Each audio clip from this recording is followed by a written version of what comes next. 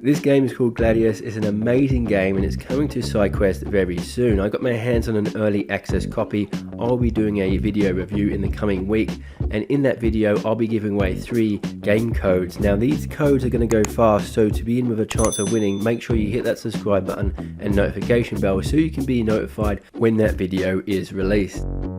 So welcome to another Quest Digest, where I cover this week's Quest news in about 5 minutes. Showtime, motherfucker!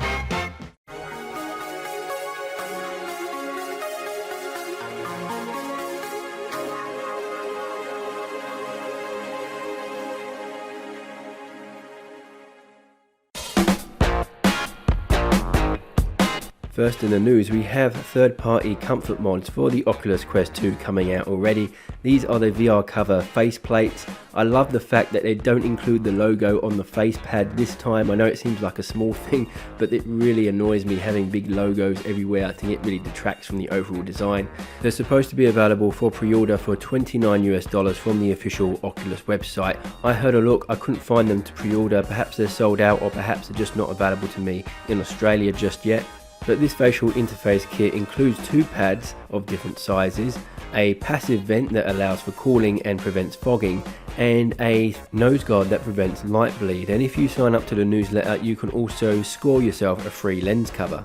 There's also a Halo strap announced as being in development for the Oculus Quest 2. Now the Halo strap is meant to be one of the most comfortable straps out there. They plan to reveal it next month and release it sometime next year. They say it will cost a very competitive $38 upon release, and they plan to make a case for it too, but unfortunately it doesn't look like there's going to be a battery version of this Halo strap anytime soon. And Rebuff Reality have also made their own battery pack for the Oculus Quest 2, but it looks like it only fits on the Oculus Quest 2 stock strap and none of the Elite straps, which is a shame because I hear the stock strap is fairly uncomfortable. And if you want to know more about the official Oculus Elite straps, then check out the video linked in the description below where I compare them. Now I saw this picture on Reddit. It looks like the Oculus Quest 2 carry case, but on the side there is a little port where you're supposed to be able to put your cable through and charge your Quest while it's in the case. Now I did some investigation. I found this is where the picture comes from.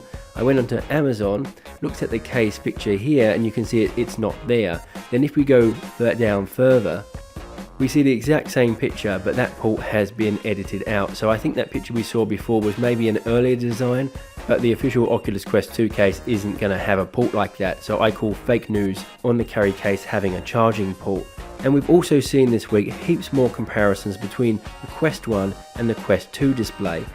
And so here we have a comparison of the screen door effect between the Quest 1 and the Quest 2. It's a result of the black empty spaces between pixels that makes it seem like you're viewing the world through a mesh screen. Now the reason why the Quest 2 looks a lot crisper and has much less of a screen door effect is because its higher resolution has 50% more pixels than the Quest. And if you want to see more side-by-side comparisons like this, check out Tyrio Wood's channel. He has a couple of fantastic videos out right now where he compares the Quest, Quest 2 and Rift S in terms of their visuals.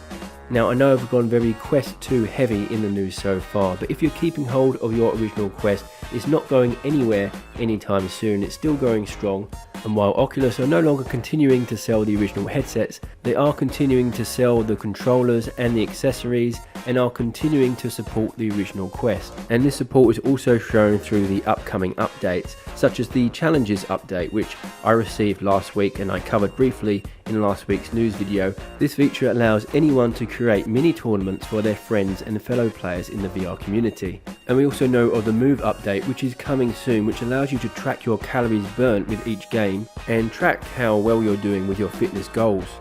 And if we quickly jump over to the Oculus Quest store, there's been a ton of content released recently, starting with the futuristic racing game Void Racer Extreme. With just over 4 stars out of 44 ratings, this game looks like it's been heavily influenced by Tron and has a ton of content like a career mode with over 100 single player levels, online multiplayer, and a range of different bikes and power-ups. We also have the puzzle game Cubism, which is sitting on almost 5 stars out of 37 ratings. This game looks quite simple, and it is fairly simple. You just need to fit all of the puzzle pieces into the shape, but man is it challenging. I played the demo on SideQuest when it had hand tracking. Now the full game doesn't have hand tracking, but it will be coming in a future update. There are 60 puzzles to complete, and it's very easy to lose track of time when you're playing this game. A lot of fun.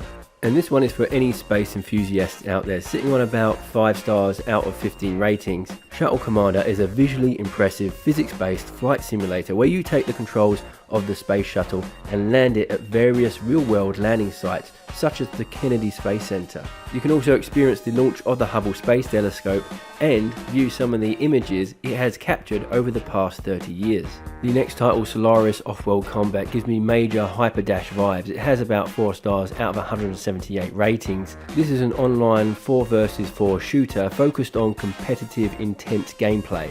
At the moment there is one game mode where you have to control a certain point on the map. There are 6 maps, 4 weapons and other items like armor, mines and deployable cover, with more features to come.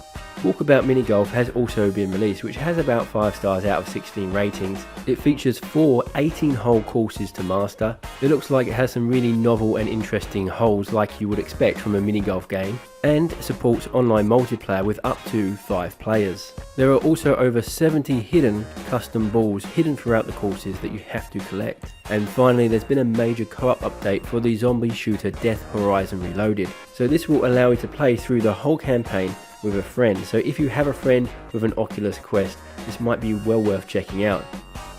And finally, we check out SideQuest, and we've really been spoilt this week in terms of content. The first game is called Cybercade, and this game is inspired by classic shooters like Time Crisis. You can play it alone or with friends in a co-op mode. There are also arcade and casual modes, but it's only free until the 28th of September, so get in quick. And I'll just say there's a reason why this game is the thumbnail for this week's news video. It's just an amazing game. If you like Time Crisis, if you like Crisis Brigade, if you like co-op games, it's probably one you're going to want to get. And I'll say again, it's only available to download for free until the 28th of September. Next we have Blast Ranger. This is a wave shooter, and I love it because it's just so over the top. You have weapons in both hands, you have weapons coming off your shoulders, and basically you just got to keep shooting to survive, and currently there are 3 different maps to play. Then we have Kitchen Island VR. You are given a bunch of recipes which you have to prepare as quick as you can. You can play it by yourself or with a friend. Now there's only 1 level at the moment and 1 recipe to prepare. So for now you can only make a burger, but there is more to come. Then we have AIM XR. Now this is in its alpha stage currently. It's a 5 versus 5 fast-paced shooter. For now you can only play against bots, but in the future there are plans for a multiplayer feature where you can play against other people. Then we have Beatsmith. Now this is like Guitar Hero but with drums. It includes 6 artists including System of a Down. You have to hit the drum pads to the beat, and there are plans for the final release to include a modding system to allow custom sounds and a store where you can purchase additional songs. Now our final game is Roll or Die.